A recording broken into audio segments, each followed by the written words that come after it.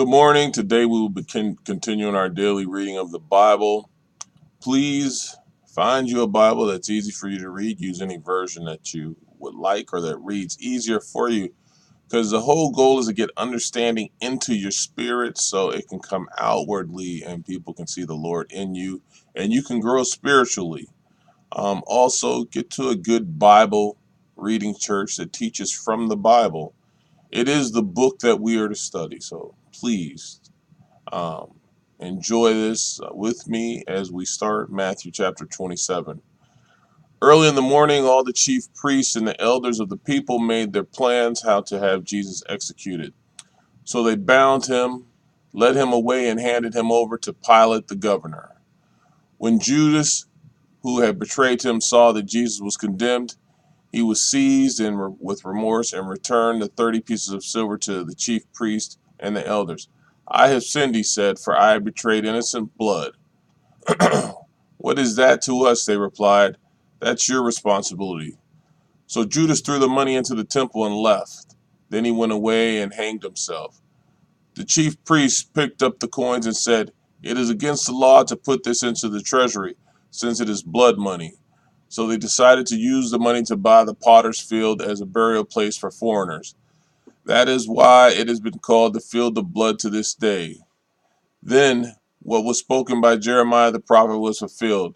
They took the 30 pieces of silver, the price set on him by the people of Israel, and they used them to buy the potter's field, as the Lord commanded me. Meanwhile, Jesus stood before the governor, and the governor asked him, "Are you the king of the Jews?" "You have said so," Jesus replied. When he was accused by the chief priests and the elders, he gave no answer. Then Pilate asked him, "Don't you hear the testimony they are bringing against you?" But Jesus made no reply, not even to a single charge, to the great amazement of the governor. Now it was the governor's custom at the festival to release a prisoner chosen by the crowd. At that time, they had a well-known prisoner whose name was Jesus Barabbas. Barabbas. So when the crowd had gathered, Pilate asked them, "Which one do you want me to release to you, Jesus Barabbas or Jesus who is called the Messiah?" For he knew it was out of self-interest that they had handed Jesus over to him. While Pilate was sitting on the judge's seat, his wife sent him this message: "Don't have anything to do with that innocent man, for I have suffered a great deal today in a dream because of him." But the chief priests and the elders persuaded the crowd to ask for Barabbas and to have Jesus executed. "Which of the two do you want me to release to you?" asked the governor. "Barabbas," they answered. "What shall I do then with Jesus who is called Messiah?" Pilate asked. They all answered, "Crucify him." "Why? What crime has he committed?" asked Pilate. But they shouted all the louder, "Crucify him." When Pilate saw that he was getting nowhere, but that instead an uproar was starting, he took water and washed his hands in front of the crowd. "I am innocent of this man's blood," he said. "It is your responsibility." All the people answered, "His blood is on us and our children." Then he released Barabbas to them, but he had Jesus flogged and handed him over to be crucified. Then the governor's soldiers took Jesus into the praetorium and gathered the whole company of soldiers around him. They stripped him and put a scarlet robe on him, and then twisted together a crown of thorns and set it on his head. They put a staff in his right hand. Then they knelt in front of him and mocked him. "Hail, King of the Jews," they said. They spit on him and took the staff and stuck him on the head again and again.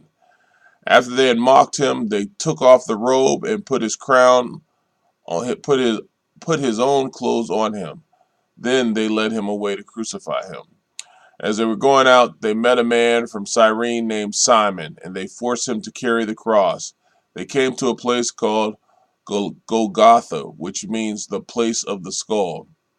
There they offered Jesus wine to drink, mixed with gall, but after tasting it, he refused to drink it.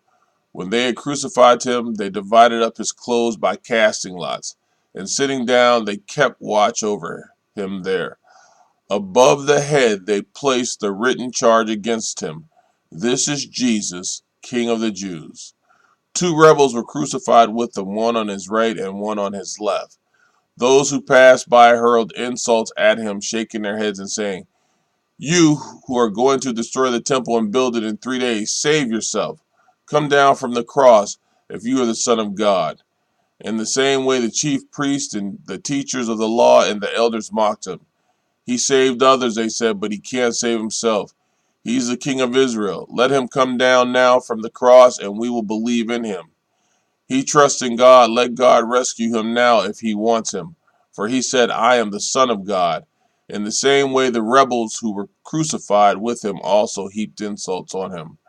From noon until 3 in the afternoon, darkness came over all the land, and 3 in the afternoon, Jesus cried out in a loud, loud voice, "Eli, Eli, lema sabachthani," which means, my God, why have you forsaken me?" When some of those standing there heard this, they replied, "He's calling Elijah." Immediately one of them ran and got a sponge. He filled it with the wine vinegar, put it on a staff, and offered it to Jesus to drink. The rest said, "Now leave him alone. Let's see Elijah come to save him." And when Jesus had cried out again in a loud voice, he gave up his spirit. At that moment, the curtain of the temple was torn in two from top to bottom. The earth shook, the rocks split, and the tombs broke open. The bodies of many holy people who had died were raised to life. They came out of the tombs after Jesus' resurrection and went into the holy city and appeared to many people. When the centurion and those with him who were guarding Jesus saw the earthquake and all that had happened, they were terrified and exclaimed, "Surely he was the Son of God." Many women were there, watching from a distance. They had followed Jesus from Galilee to care for his needs. Among them were Mary Magdalene, Mary the mother of James and Joseph, and the mother of Zebedee's son. As evening approached, there came a rich man from Arimathea named Joseph, who had himself become a disciple of Jesus. Going to Pilate, he asked for Jesus' body, and Pilate ordered that it be given to him. Joseph took the body, wrapped it in a clean linen cloth, and placed it in his own new tomb that he had cut out of the rock. He rolled the big stone in front of the entrance to the tomb and went away. Mary Magdalene and the other Mary were sitting there opposite the tomb. The next day, the one after preparation day, the chief priests and the Pharisees went to Pilate. "Sir," they said, "we remember that while he was still alive, that deceiver said, 'After 3 days I will rise again.' So give the order for the tomb to be made secure until the third day. Otherwise, his disciples may come and steal the body and tell the people that he has been raised from the dead. The last deception will be worse than the first." "Take a guard," Pilate answered. "Go, make the tomb as secure as you know how." So they went and made the tomb secure by putting a seal on the stone and posting a guard. May the Lord add a reading to, and may the Lord add a blessing to the reading of his word. Amen. Amen.